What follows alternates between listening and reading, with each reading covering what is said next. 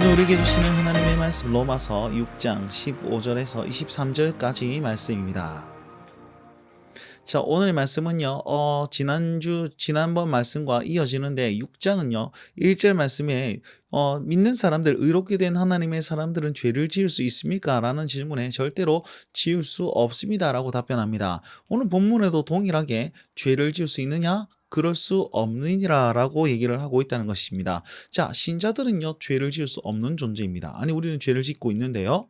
그럼 어떻게 된 겁니까? 라고 얘기할 때 그 답을요, 앞절 말씀에는 뭐라고 얘기하면 우리가 죄에 대하여 예수 그리스도와 함께 죽었기 때문에 시체가 어떻게 죄를 지을 수 있습니까? 죽은 사람은 죄를 못 짓잖아요. 그러니까 나는 그리스도와 함께 죽었기 때문에 죄를 지을 수 없는 존재입니다. 라고 답변했습니다. 그럼 오늘 본문 말씀은요. 죄에 대해서는 죽고 이제는 의의 종이 되었기 때문에 죄를 지을 수 없습니다. 라고 얘기를 하고 있습니다.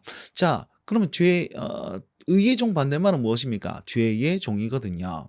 그래서 죄 지을 수 없는 이유를 설명하는데 그것은 법 아래 있지 아니하고 은혜 아래 있기 때문이다 라고 얘기하면서 앞절과의 연결성을 딱 보여주고 있습니다. 그러면서 누구에게 순종하느냐? 그것을 보면 네가 누구의 종인지 알 수 있을 것이다. 만약에 율법을 순종하게 되면 너는 법 아래 있는 사람이 될 것이고 그리스도에게 순종하면 너는 은혜 아래 있는 사람이다라는 것을 알 수 있다라고 하면서 순종을 딱 강조하고 있습니다. 그러면서 어디에 순종하느냐를 오늘 본문 말씀 이렇게 정리하고 표현해 놓고 있는데요. 첫 번째 순종하는 부류는요. 본래 전에는 이라고 얘기하면서 과거의 이전의 그 모습들을 상기시킵니다. 너희가 본래 전에는 지체를 부정과 불법에 내어줌으로써 너희는 죄의 종이 되었었다. 그리고 죄의 종의 그 열매, 그 결과는 사망으로 이어지고 있었다라는 사실을 알려주고 있습니다. 다른 말로 하면 예수 그리스도를 믿기 전에는 너희는 죄의 종으로서 사망에 이르고 너희 지체는 불법을 내어주는 그런 곳에 있었다라는 것을 얘기를 하고 있습니다. 그런데 여기서 끝내지 않고 19절과 22절에는 그러나 이제는 이라고 얘기합니다. 19절에는 이제는 이라고 얘기하고 있고요. 자, 이제는 어떻게 되었습니까? 교훈의 본을 받아서 이건 복음입니다. 복음을 마음으로 받아서 그리고 행동으로 순종하게 되죠. 그 순종함으로 말미암아서 의의 종이 되었다 이렇게 얘기하고 있습니다. 자, 착각하시면 안 되는 것은 무엇이냐면 여기서 의는 무엇이냐면 칭의를 얘기하는 것은 아닙니다. 왜 우리는 믿음으로 말미암아 구원받는다 했는데 여기는 교훈의 본을 받아서 행동할 때에 의의 종이 되었다 이렇게 하면 우리의 행동이 어떻게 보면 의의 종이 될 수 있는 그런 그 기반이라고 생각할 수 있지 않겠습니까? 그러니까 여기서 말하는 의는 칭의, 믿음으로 말미암아 받는 의가 아니고 그 믿음으로 말미암아 받은 주의 백성들, 의롭게 된 하나님의 사람들의 행동을 얘기하는 겁니다. 다른 말하면 착한 일을 얘기한다고 보시면 되겠습니다.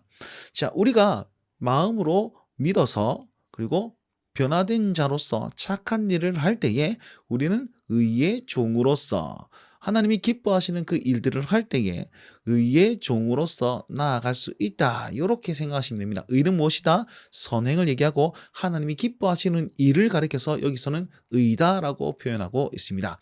자, 그 의는 의의 결과는 어떻게 되냐면 의의 열매들을 막 맺기 시작하거든요. 그러면 영생에 이르게 된다라고 얘기를 하고 있습니다.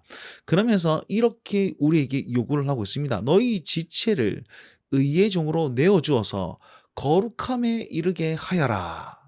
자, 그리고 하나님께 종이 되어서 거룩함에 이르는 열매를 맺으며 살아라. 이렇게 우리에게 권유하고 있습니다. 자, 저와 여러분들은 지금 그 복음을 마음으로 받아들이고 오직 믿음으로 말미암아서 의롭게 된 주의 백성들입니다. 이제는 우리 지체를 의의 종으로 들여서 하나님의 종이 되어서 무엇해야 됩니까? 거룩함에 이르라. 거룩함은 구별된다는 뜻이죠. 세상과 다른 삶에 살 수 있도록 이룰 수 있도록 노력하라 라는 메시지. 그리고 그렇게 삶으로 말미암아 내 삶에 드러나는 그 열매들을 보여라 라고 우리에게 권유하고 있습니다.